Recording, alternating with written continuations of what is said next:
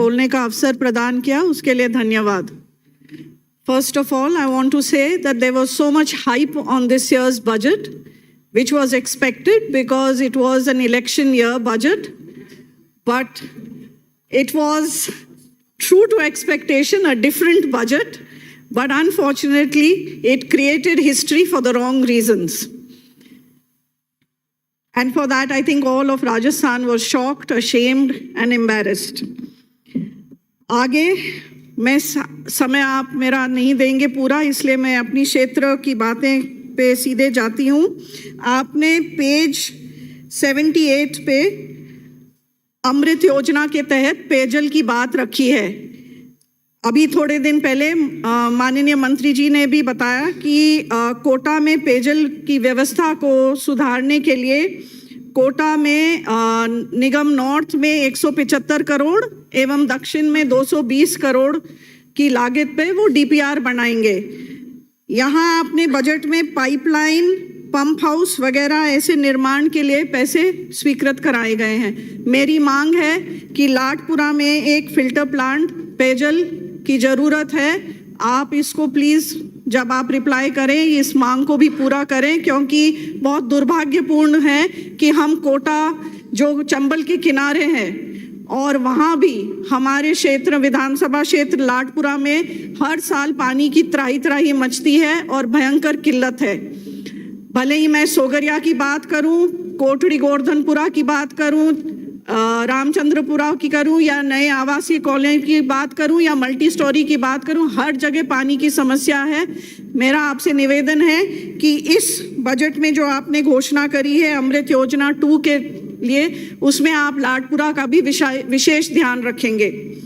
पानी के संबंध में ही सिंचाई की अगर मैं बात करूं तो जो मेरा मंडाना क्षेत्र है जो डार्क जोन में आता है, इस क्षेत्र की बरसों पुरानी जो मांग है कि भाई नहरी तंत्र विकसित करने की जो मांग है उसको आपने बिल्कुल नज़रअंदाज करा है। और यहाँ के जो कृषि कार्य करने वाले जो लोग हैं उनको चंबल के अलावा उनके पास कोई और पानी का स्रोत नहीं है। इसलिए मैं आपसे मांग करती हूँ कि आप इनकी मांग का भी ध्यान रखें और कोई नहरी तंत्र आप इसकी योजना बनाएं। जैसे हमारी सरकार ने एक डीपीआर तैयार करी थी, परंतु आपने 4 साल से इनको बिल्कुल नज़रअंदाज करा है। मैं मांग रखती हूँ कि इस डार्क जोन के लिए भी सिंचाई के लिए कोई व्यवस्था की जाए।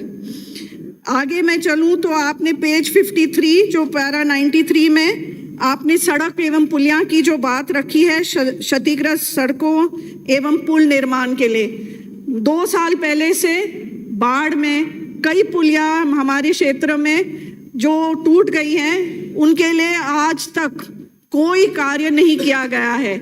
ऐसे गांव हैं जो बारिश के टाइम पे टापू बन जाते हैं और चिकित्सा सुविधा के लिए भी वो ग्रामवासी हॉस्पिटल तक नहीं पहुंच सकते हैं। और कई ऐसे केस हैं जहां महिलाओं ने अपने डिलीवरी के लिए भी वो जब हॉस्पिटल नहीं पहुंच पाए, उनका they have lost their children.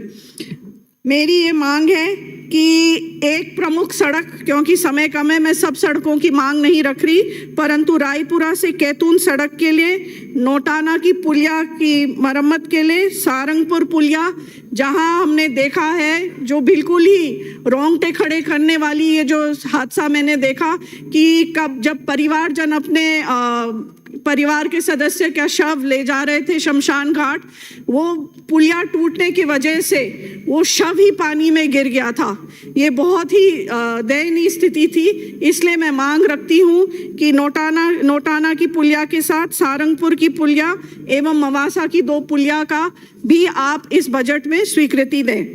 इसी के आगे अगर चिकित्सा की बात करूं, जो आपने पेज 23 के आगे काफ़ी सारे पेजेस चिकित्सा पे आपने ध्यान दिया है, तो जब मैंने मांग रखी थी ताथेड़ में ट्रॉमा हॉस्पिटल के लिए, मुझे बताए गए थे कि ये कई मापदंड आपके पूरे नहीं होते, परंतु जो डिस्ट्रिक्ट हॉस्पिटल की मैंने मांग रखी है बोरखेड़ा में, वो सब मापदंड को पूरे करते हैं।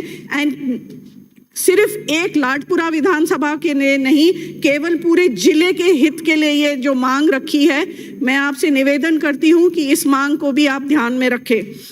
ऐसे ही जो चिरंजीवी की आपने बात करी है, बहुत अच्छी बात है कि आप इसका दायरा बढ़ा रहे हैं, परंतु जो हॉस्पिटल्स का बकाया आज तक जो करोड़ों में है वो नहीं चुका पाए, वो आप उसको आगे कैसे चुकाएंगे, ये बात भी हमें बताएं आप।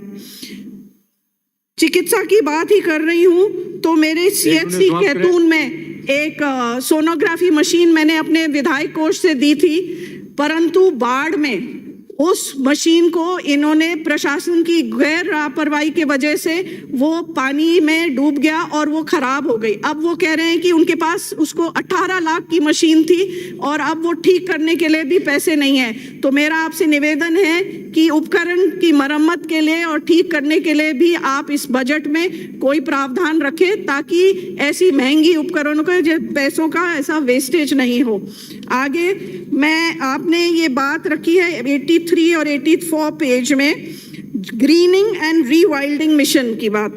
मैं इसमें कहना चाहती हूँ कि आपके जो वन कर्मी हैं वो धरना पे बैठे हैं, तो आप ग्रीनिंग और रीवाइल्डिंग क्या करेंगे जब कोई वन कर्मी ही नहीं है उनकी सुरक्षा के लिए।